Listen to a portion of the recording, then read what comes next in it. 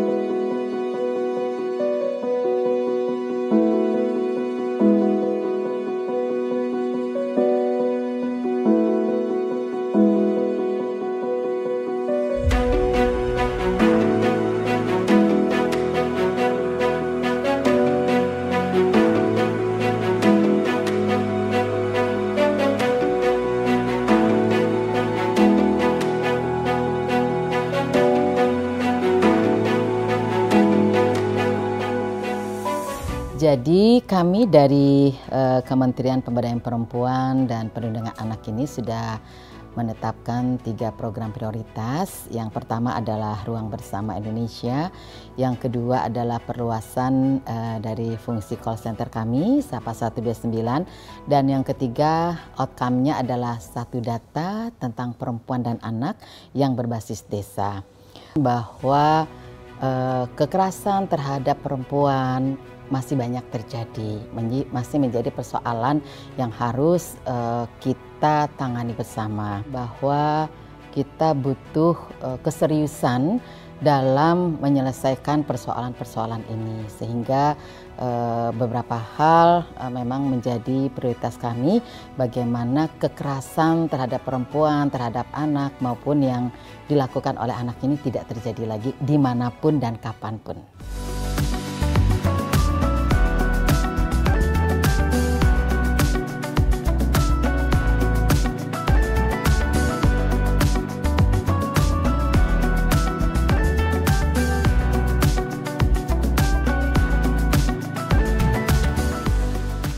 Saat ini udah lebih dari sekitar 3.000 desa yang ramah perempuan dan anak.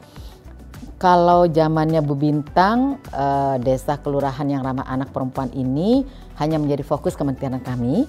Maka sesuai amanah dari Bapak Prabowo, kita lanjutkan dengan nama Ruang Bersama Indonesia, yaitu ruang kolaborasi dengan berbagai kementerian dan lembaga.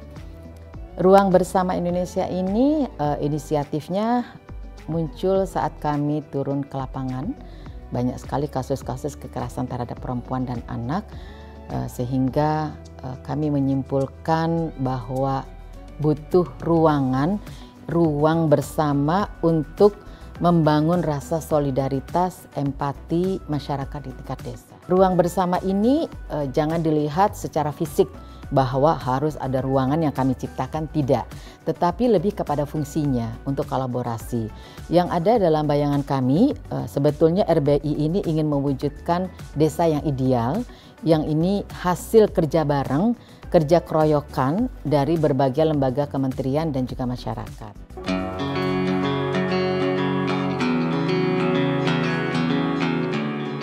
Bukan hanya di Indonesia, di seluruh dunia, perempuan dan anak itu adalah kelompok rentan. Apalagi semenjak pandemi, kerentannya makin luar biasa. Rentan untuk menjadi korban kekerasan. Satu kejahatan senyap yang sangat sulit diidentifikasi dan ditemukan. Perempuan dan anak itu memang sudah semestinya mendapatkan perlindungan yang optimal, ditambah mereka harus didorong untuk mandiri. Nah, ruang seperti ini yang kemudian diorkestrasi oleh negara lewat kementerian tentu saja menjadi satu program yang penting. Karena ini yang membedakan antara Indonesia dengan negara lain.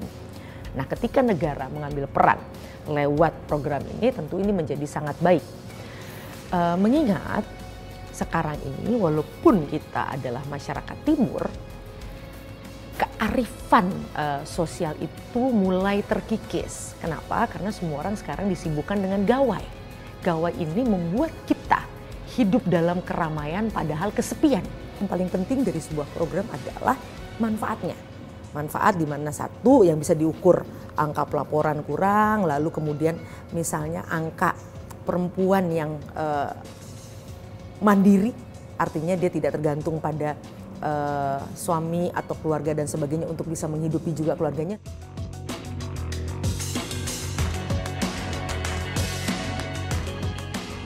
Ketika anak sudah mengalami kecanduan atau menjadi korban pelecehan dan sebagainya, akibat ini baru kemudian orang tua marah, dan marahnya biasanya ditimpakan pada negara misalnya. Padahal negara kan tidak bisa mengatur penggunaan ini. Nah, ini kita perlu hati-hati. Jadi justru memang salah satu PR-nya adalah, pekerjaan rumahnya adalah bagaimana mendidik orang-orang tua seperti saya, orang-orang dewasa yang melindungi anak-anak untuk paham bahwa sayang pada anak itu ada caranya. Sayang yang benar adalah membuat mereka itu mampu mandiri, mampu memilah mana informasi yang baik untuk dirinya, sehingga mereka bisa tumbuh menjadi orang dewasa yang bertanggung jawab dan sukses.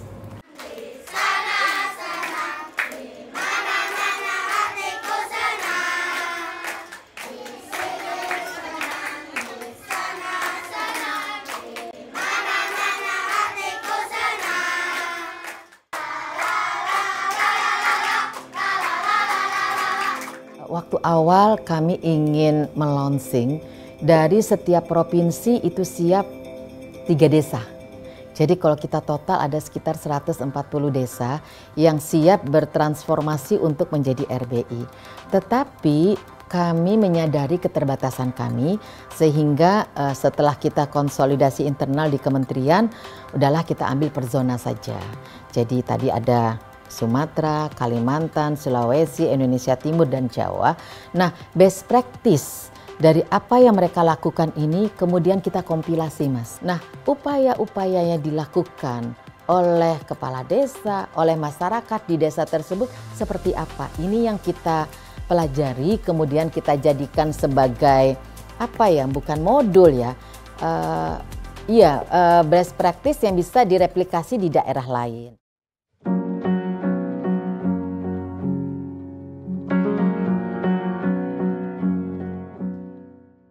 Halo, nama saya Norsia, ibu rumah tangga. Sehari-hari bikin kue cincin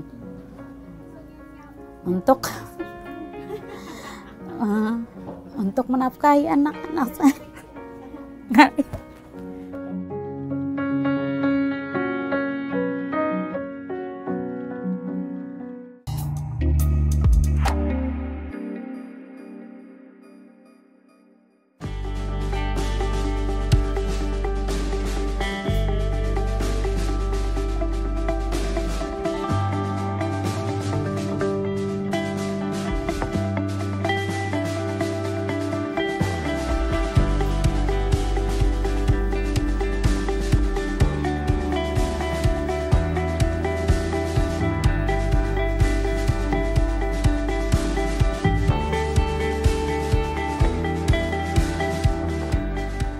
Pelindungan anak ini sangat kita jadi perhatian khusus, yang mana di dalam pendidikan kita tekankan bahwa kita akan meningkatkan akhlak anak-anak supaya nanti dia sejak kecil sampai dewasa dia membawa perilaku yang baik. Kemarin datangnya Bu Menteri di desa Pulau Swange, ini adalah sangat salah satu kehormatan buat Kabupaten Barito Kuala.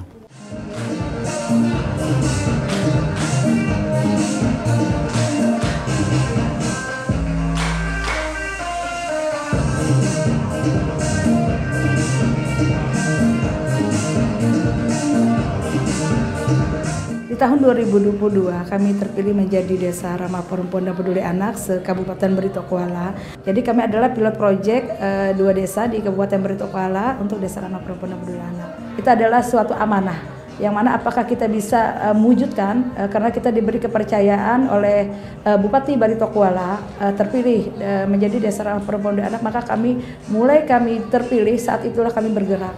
Bagaimana kami caranya memberdayakan perempuan dan memperhatikan bagaimana anak-anak di Desa Pulau Suwangi.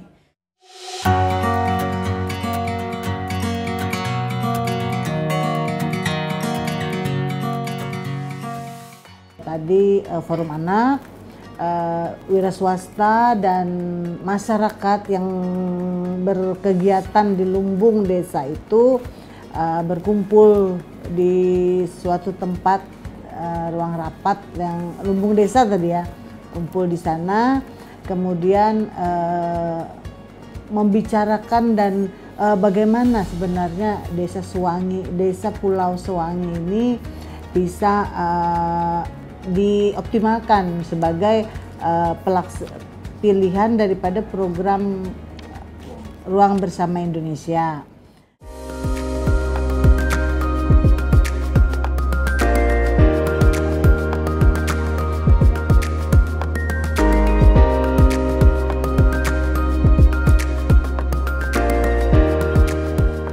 Nama saya Muhammad Muslik Hairul Ajam. Umur saya 15 tahun, kelas 9. Perasaan saya di desa ini, saya sangat bangga dan sangat senang karena saya sangat beruntung karena desa ini berbeda dari desa-desa yang lain. Kegiatan-kegiatan di Desa Pulau Suwangi ini lebih banyak yang positif dibanding negatif. Kami setelah sholat subuh itu jalan-jalan, kami setelah jalan-jalan nanti bermain, bisa main raket, bisa main bola di lapangan depan. Setelah itu nanti kami malam tadarus. Sore habis asar itu kami bisa mengaji di tempat pengajian. Disitulah kami terkumpul bersama.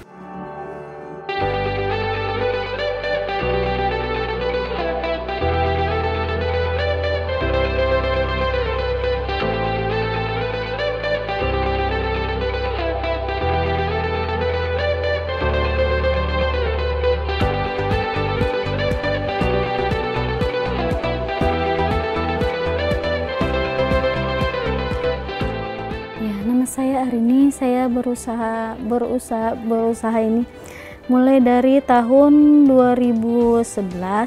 Alhamdulillah setelah adanya RBI kan kemarin tuh dari terpilihnya desa dari relawan Sapa itu semua dilatih untuk bisa membuat sesirangan dari proses pewarnaan sampai dengan ini pencabutan warnanya, pencabutan jahitan.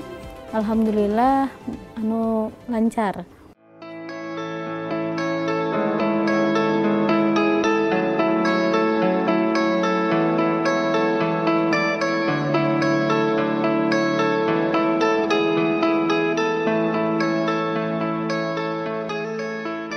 Ya, halo. Nama saya Norsia, ibu rumah tangga. Sehari-hari bikin kue cincin.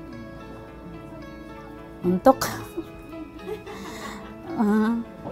menafkahi anak-anak saya. Alhamdulillah bangga karena ibu memperkenalkan cincin saya sejauh itu jadi alhamdulillah cincin ulun laris manis. Nama saya Norbaiti, saya adalah relawan Sapa, sahabat perempuan dan anak di Desa Pulau Suwangi. Kami perempuan di desa ini, Pak, dilatih untuk mandiri. Maksudnya mandiri itu apa yang bisa dilakukan oleh laki-laki, kami juga bisa. Sebelum adanya DRPPA atau RBI, ibu-ibunya cuman jadi ibu rumah tangga. Sekarang setelah ada perbedaan. Ibu-ibunya dilajari bikin kue kering, bikin sesirangan, dilajari menjahit, kadang tuh mengumpulkan sampah untuk dijual, bisa menambah penghasilan untuk keluarga.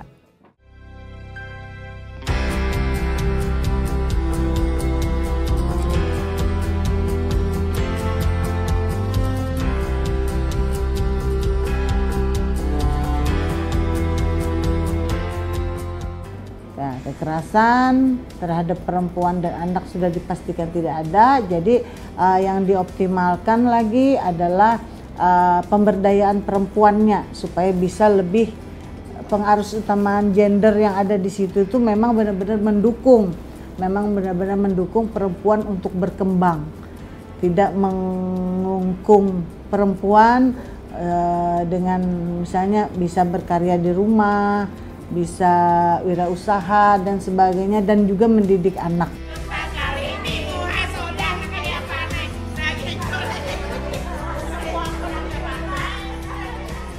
Dan kami welcome siapapun, mau dari kabupaten manapun, mau dari provinsi manapun, mau dari kecamatan manapun, dan maupun desa yang lain, kami siap membantu.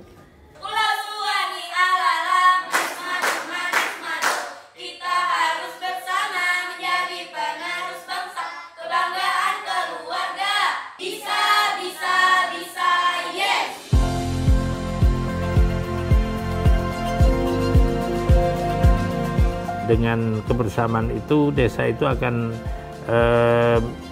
menimbulkan, menggairahkan potensi-potensi yang ada untuk digarap dengan sebaik-baiknya, sehingga di Kabupaten Malang banyak desa-desa yang berinovasi.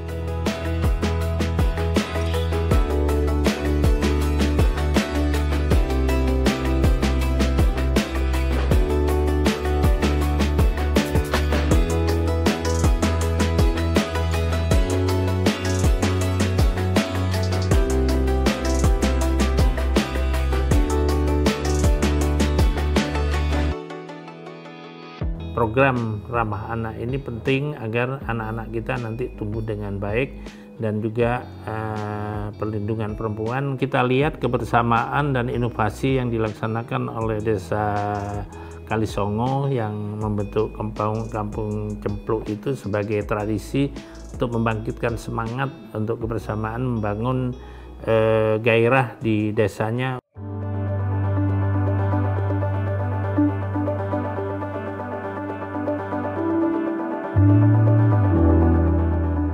Ini adalah sudah melakukan bimbingan dan pembinaan di 33 kecamatan dan 11 desa, utamanya di 6 desa di Kecamatan Turen dan 5 desa di Kecamatan Dau, yang salah satunya adalah Desa Kalisongo.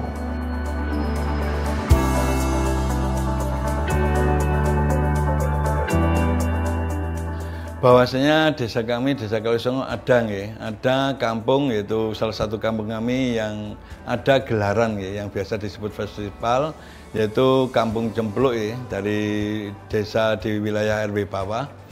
Tentunya kita merupakan suatu tempat di mana kampung tersebut menjadi suatu ajang untuk tampilan yang biasa disebut gelaran festival dari seni dan budaya masyarakat sekitar dan masyarakat yang ada di wilayah desa kami.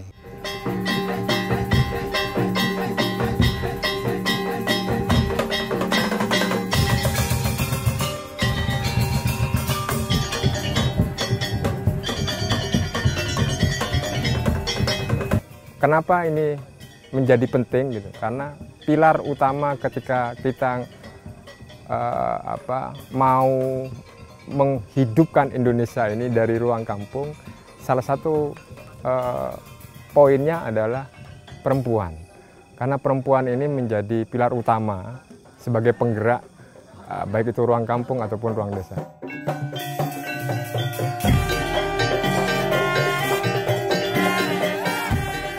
Kampung Cempluk dalam perjalanannya sudah masuk ke tahun ke-15 kalau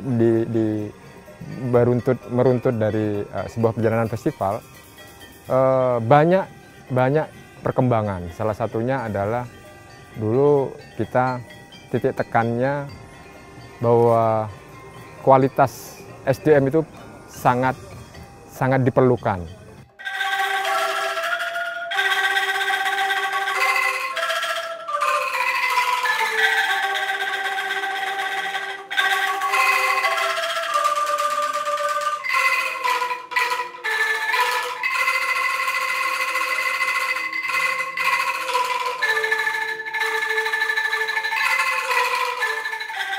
Nama saya Ibu Irul dari Kampung Cempluk, Desa Kalisongo.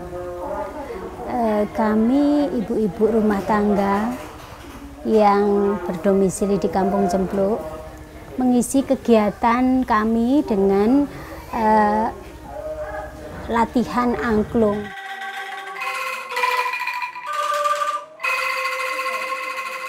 Kami memang mengisi kekosongan waktu dengan acara latihan angklung. Untuk anak-anak muda biasanya ada kegiatan mereka belajar tari. Ada juga anak-anak muda yang ikut perkusi di sini banyak. Ada juga kesenian barongsai juga ada di sini. Jadi di wilayah Kampung Cempluk itu berbagai macam kesenian berusaha kami lestarikan.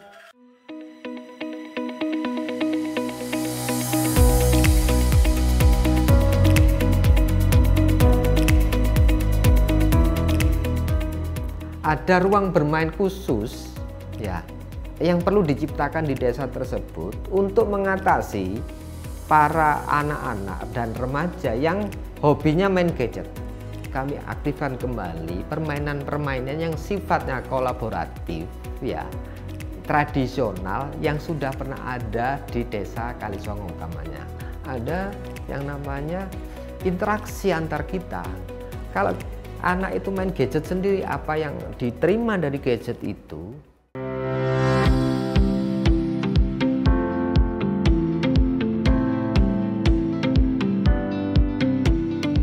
di sini pun dengan adanya kegiatan-kegiatan masyarakat kita, baik dari kegotong royongan budayanya, baik dengan kearifan lokal, sehingga pemberdayaan di ibu-ibunya itu di kegiatan-kegiatan kita baik seni maupun UMKM-nya ini sudah berjalan. Terus untuk kegiatan kaula muda dan anak-anak di sini itu sudah diajari atau diperkenalkan dengan budaya-budaya tempo dulu. Pemahaman ruang bersama Indonesia bagi kami itu terutama kita tadi melihat aktivitas dari teman-teman muda. Kita mengalami tsunami teknologi ya. Tsunami informasi, salah satunya adalah fenomena gadget semacam itu atau handphone ya. Dan itu kita mencoba untuk membangun agar terutama anak-anak dan para pemuda itu tidak terlalu bisa menyeimbangkan gitu. Tidak addicted gitu.